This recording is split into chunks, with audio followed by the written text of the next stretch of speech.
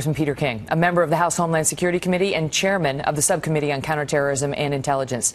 Well, there you have it, Congressman King, that they all go back to those CIA briefings, to what George Tenet was allegedly telling the White House at the time, warning about Osama bin Laden. And now Donald Trump is squarely putting George W. Bush at the center of this debate, disputing that he kept us safe because 9/11 happened on his watch. Two things. Let me just say one thing. Donald Trump has contributed to my campaigns, and I have no affiliation with the Bush campaign. Having said that, what Donald Trump said is totally misleading and untrue, and what your previous guest said is entirely untrue. Those briefings that President Bush got as late as August 6th from Mike Morrell, who ended up being the acting director of the CIA, said specifically that there was no evidence at all of any attack coming against the United States. The attacks they were concerned about were in Europe. George Tenet in his memoirs said they had absolutely no evidence at all that there was going to be an attack in the United States. And for it was Michael Moore and others who started that talk. And for Donald Trump, Michael Moore, you said. Michael Moore, the Michael Moore.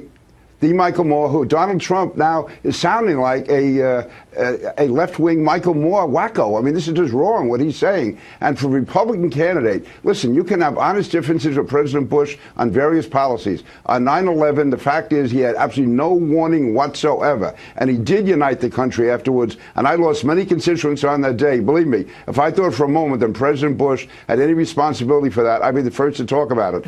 But after 9/11, when others were sort of wavering and others lost their nerve, President Bush not only united the country, he united law enforcement, he united the intelligence agencies. He brought the country together as far as fighting terrorism with a united voice, not people going into separate boxes the way they were up until then. The fact is, we have an anti-terror and a counter-terror infrastructure in place that has prevented any massive attack against the United States since September 11th. And nobody would have thought that on September 12th. President Bush has been praised for uniting the country after 9/11. That moment with a megaphone, lives on in the memories of a lot of the victims as a healing moment to some extent.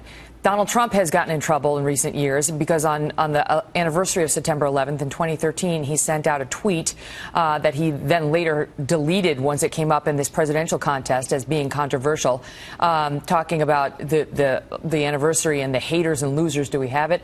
Do we have it? I guess not.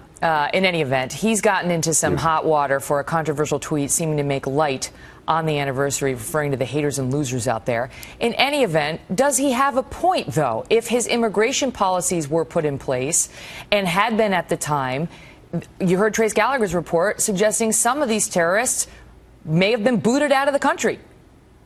Well, the fact is, I don't know of anyone who actually was calling for what Donald Trump is calling for now at that time. But still, assuming that was true, 13 of the 19 hijackers still would have been in the country. 13 is an awful lot. They were here legally. And if Donald Trump thinks, if he wants to be commander-in-chief, and if he really thinks that just stopping illegal immigration, and we should, by the way, but is he aware of Al-Qaeda in the Arabian Peninsula, Boko Haram, ISIS, all of these groups?